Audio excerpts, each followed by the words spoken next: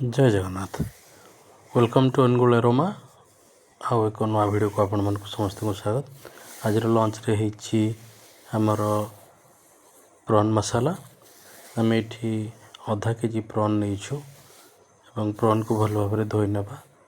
Prawn को तार मुंड को भल भाव काटिकी फोपाड़ी देबा एवं आपण देखंतु भल भाव धोई नबा परे गोटे प्लेट रे हमें प्रॉन को रखी ता ऊपर किछि हळदी गुंड और स्वाद अनुसार लुण दे भल भाव गोले नबा एवं भल भाव गोले नबा परे हमें ताको हल्का आंच रे तावारे भल भाव भाजी नबा एवं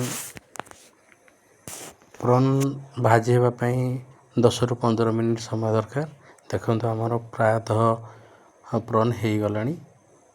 आमे चिंगुड़ी को 2-3 थर एमती लेउटे देबा परे हमर प्रॉन हे गलानी एवं प्रॉन को बाहर कर देबा एवं गोटे नुआ पात्र नबा एवं किसी सोरिष तेल एवं तेल गरम हवा परे किसी गोटा जीरा एवं कटा जाइथिबा पियाज ऐड करबा एवं पियाज हे जिबा परे हमें सेथिरे किसी अदा रसुण पेस्ट ऐड करबा एवं जेहेतु अधा किछि नै जंती हमें 1.5 टीस्पून ऐड करबा।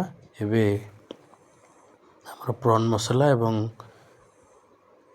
काश्मीर चिली पाउडर ऐड करबा एवं मसाला टिके हे जिबा परे कटा जाइथिबा 2टी टमाटो ऐड करबा और स्वाद अनुसार लुण दबा।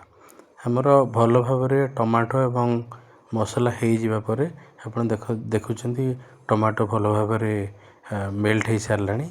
तेणु आमर मसला हो जावा पर आमर भजा जाइथिबा प्रॉन को आम ए मसला गोले नबा भल भाव 5 मिनिट भल भाव कषि नबा एवं कषि सारिबा परे हमें आवश्यक अनुसार एबे पानी ऐड करबा। आपण चाहिले ताको ग्रेवी मध्य खाई परिबे। एबे देखुचंती आमर प्रॉन मसाला बहुत सुंदर भाव रेडी हो गलानी एवं आमर प्रॉन मसाला भी पूरा प्रस्तुत हो गलानी सर्व करिया पे। जदि आपण मानकु हम रेसिपी भल लगी था ताले लाइक शेयर एवं सब्सक्राइब करबे को भूलिबे नहीं एवं कमेंट मध्य करबे को